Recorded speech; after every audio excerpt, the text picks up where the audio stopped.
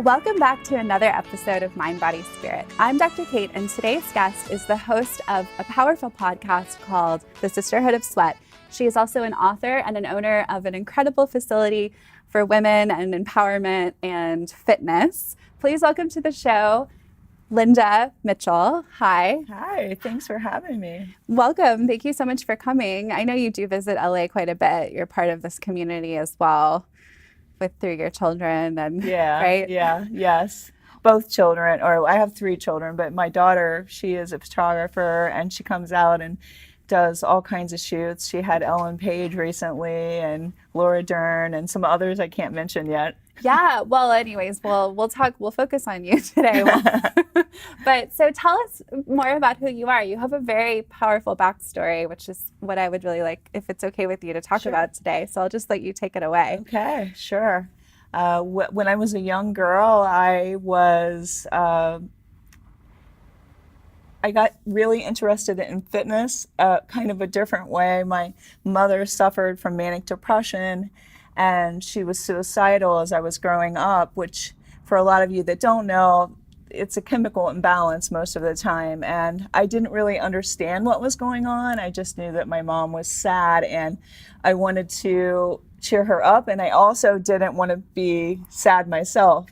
And so I discovered fitness I just started exercising. I believe it was to some kind of a TV show one day. And I discovered fitness and I realized pretty early on that it is natural. It is natural antidepressant. It is nature's antidepressant. And I realized it would lift any mood. And then pretty soon I was doing it with all my friends. I was teaching exercise to all the teenage girls in the neighborhood. And that's kind of how I actually got started and found fitness. I just realized that I could cheer other people up, because in my household, if you're sad, it's not a good outcome. So I just wanted to motivate people and make them happy. And that's kind of how I got started. So tell me more about Sisterhood of Sweat. Yeah. So having a backstory like that, it kind of leads you into all kinds of arenas. And I feel like to do it justice, I need to address that so you can fully understand why Sisterhood of Sweat is so important to me. I was sexually abused at a young age. I was 8 years old by a close family member because I wasn't being attended to by my mom, who was ill. She, couldn't look after herself and then take care of me. And I feel like, boundaries, I didn't really understand proper boundaries at that age. And so it got shoved under the rug. And so as I started getting a little older, I ended up being in an abusive relationship, which, was physically abusive, and I had 2 children. And I really, if I wouldn't have had fitness, I would have not been able to leave that relationship behind, because it empowered me and made me strong enough. And eventually I found the other tools I needed. So when I left that bad situation behind, I knew I didn't want to live in my story. And I went to an abused women's shelter and I was helping out. I was actually teaching fitness. It was a perfect job for me. And I was helping abused women and children. And the one thing I realized is they were living in their story. I didn't want to live in my story. And someday, I said in my heart, someday when I come back to, it was the YWCA at the time, when I, get the tools and I'm empowered, I am going to help women. I am going to do, from my heart, I'm going to help empower them, help them build the confidence, give them the tools that they need so they don't end up in a situation like mine. And so I am, I look back now and I'm like, I was disempowered at that time, but now I am stepping in fully into my power and helping other women step into theirs. Now, I want to ask you, because I've never heard someone explain it exactly like that. What do you think it means to be in your story versus not being in your story? And how does that look? Because you can not be in your story, but still tell your story, right? It's different than living it and identifying with that. I think living in your story is that you're still a victim. You haven't overcome it. you're not the victor, the victor, just so it doesn't sound like I'm saying a guy's name. So you basically are still reliving it, living it daily, and you're telling yourself negative stories, perhaps, of why you can't move on, why you can't have the life you wanted, why it's this person's fault. You're blaming other people. What gives you your power back is when you take ownership. Like, I allowed that to happen. Okay. When I really take power, I'm like, I stopped allowing that to happen. That's why it stopped. And have you identified in yourself why you think you made that decision? Yes, because I was raised in a really religious household, and we were taught that women aren't supposed to leave. And so I was always the good girl. And I think also being raised in an environment that was dysfunctional growing up, I didn't really understand what I deserved, and now I do. So on your journey, how did you discover your self-worth? Where did that come from? Was it through fitness? Was it through just I think through doing the work, through listening to podcasts, through tuning into motivational speakers, reading book upon book, working on my own self-growth. And, do I blame myself for it? No. I see why I fell into it. I see why I had the wrong notions about how a woman should show up or how a woman should be treated. And then I changed those notions. And I think a lot of it is you have to do the work. So in your coaching and empowering, like, is that what you guys, tell me about how that goes? So we work on mindset a lot and the stories you're telling yourself, Okay. because, you could be telling yourself, the reason why I can't be on Apple TV, for instance, is because my mate holds me back. That could be a story you're telling yourself. And the real truth of the matter is you're the only one that can hold yourself back, because you're allowing that person to hold you back. Because everything is a choice, and you can make the choice to get out of a bad relationship. Even if it's hard, it was really hard. I had nothing when I left that relationship. I had nothing. Now I have everything. Okay. Wow. Well, that's a powerful statement too, to say. I'm happy that you feel that way, that you have everything and you feel whole, right? Because wholeness Yes, is an important completely part. whole. A lot of Yes. women look to a partner or even a best friend or somebody outside of themselves to kind of be like that other half or to fill them. And I do think it's difficult to how do we learn? I mean, no, we're not given these skills. We're not taught as young women how to be everything for ourselves, right? Right, we're not. And I would say this popped into my head the other day. If your mate or if your woman or your man was going to solve all of your problems, they would have done it by now. A man or a woman is not going to solve all your problems. That is up to you. That is up to you. Often they bring more problems. Yeah. I mean, I know like people look through, they think, oh, it's going to be the next best relationship. Show it for yourself. I heard this poem the other day by Adam Roa, and I loved it because it was, you are the one you've been looking for. Yeah, yeah. It's that self-love. It's once you start loving yourself, you don't allow those things because you realize you're worthy of more and you deserve more and you demand more. So if I am a woman or a man or a person who is struggling with loving myself, or I am in the opposite mentality, okay? And you're telling me just love yourself, right? This is where I want to get into like the tools and like the actual manifestation of this. So where does that person start? Like, can you give me some concrete ideas for activities they can participate in for A lot of times I traits? make them repeat the story back to themselves over and over and over until they really realize how silly it is, that the story they're telling themselves, because they don't even recognize what they're saying to themselves. Okay. The negative voices in their head, the things that they say, to themselves over and over. I make them for a week, write that down, what they've been saying to themselves. So if I think in my mind I'm ugly or I'm stupid, Okay. So then I would sit and say, I'm ugly, I'm stupid over and over. Well, no. Explain it. Explain I it. see what you're Okay. saying I on just that. want to understand. Okay. Okay. Uh, then I have them, if it's like something like that Like a versus a story self-esteem. of why they can't do something. Okay. If you're telling yourself you're ugly and you're stupid, I just make you call out that that's what you're saying to yourself. Okay. So And recognizing it first. so that you can see that you're actually telling yourself you're ugly and you're stupid.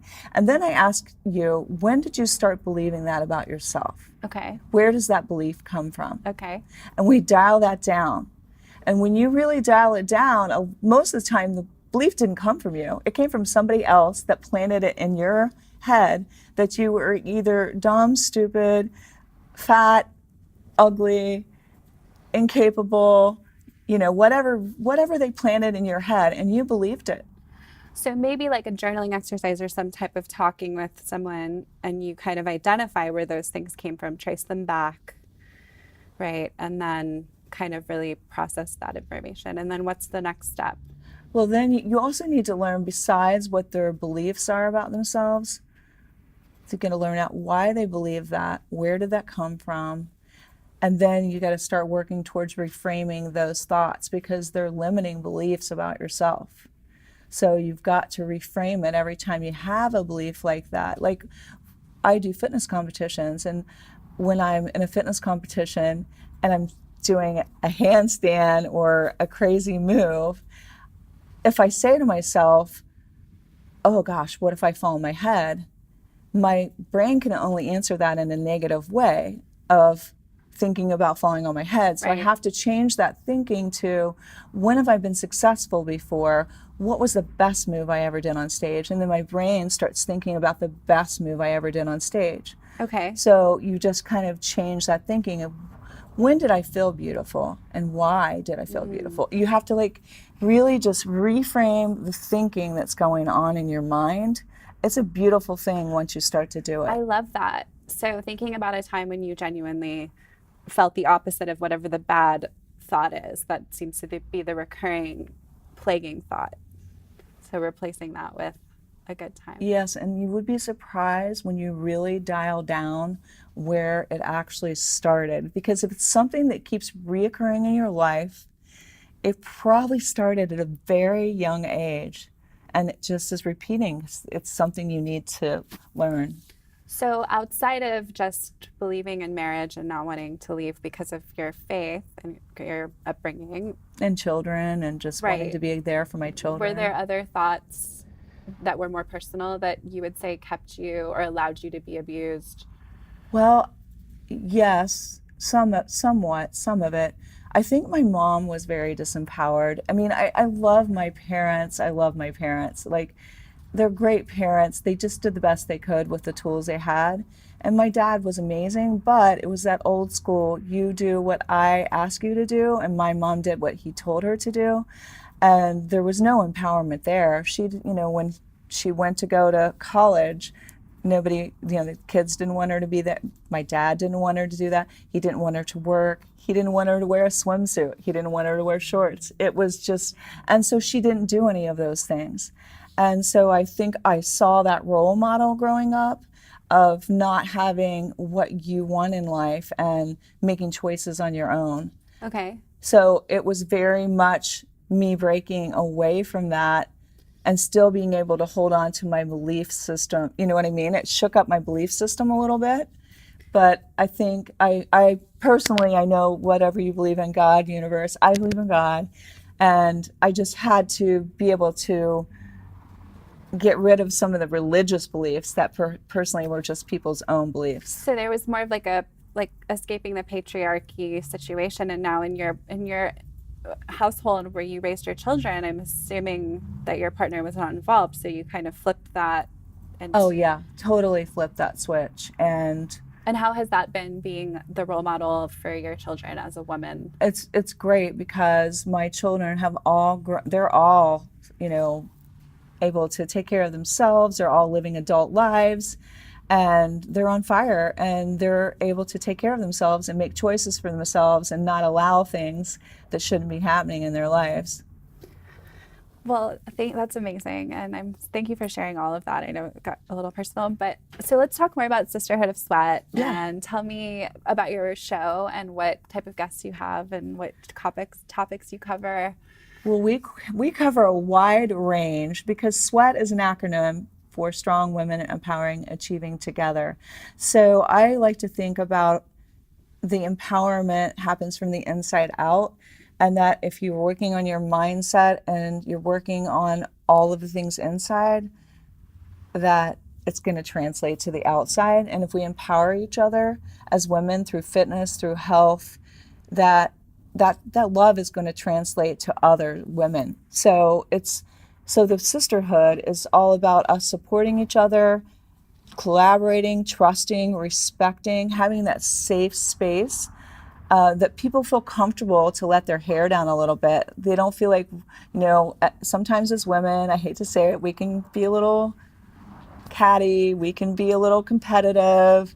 And I like to bring out the fact that when all of the boats rise, when the tide goes up, we all can rise together, and we all have strengths to bring to the table. And the kind of guests I have on are people that can change lives. Like, they talk about all the things I'm talking about right now, your mindset, empowerment, fitness and health, and you know, just being strong through adversity. I had a lady on that had 37 surgeries, Amberly Lago of Grit and Grace. She had 37 surgeries after a motorcycle accident where she almost lost her leg, but then they had to redo it, and the calf was in front, and she was told she could never run again, she could never train again. And she made it through all of that, and I think that that is a role model to us all on what we can do, no matter what the circumstances. Yes, yes. So in that empowerment and triumph. Speaking of women in groups, right? What do you think are some of the biggest challenges for us to be able to have that community and that? I mean, it seems like we always encounter some Women type like of to drama. talk. We love to talk. Okay. We love to talk a lot. And gossip, Okay, the gossip. gossip. And on my wall is going to say gossip free zone. We're wired to gossip. I've read a lot of things about the origins of gossip and how it can actually have a lot of benefits in a society, but It feels juicy going down, but it never makes you feel good long term. And I just, I mean, I totally understand it. It's a it's like cake. temptation. Yeah, it's like a sugary food. Yeah, it's a It's fun to eat. temptation, but you know what? Surpass that temptation just like you would a chocolate fudge cake if you want to Okay. fit into your jeans well. Okay. I love that analogy. I've never thought of it like that before. Wow. Well, thank you so much for coming today. You're a very empowering and beautiful, inspiring woman. And I hope that you continue to use your platforms to do what you're doing. It's an important thing. Thank Yeah. you. Thank Yeah. you. Where can people find you if they want to learn more about your books and Sisterhood of Sweat? They can go to Amazon.com to buy the books. Okay.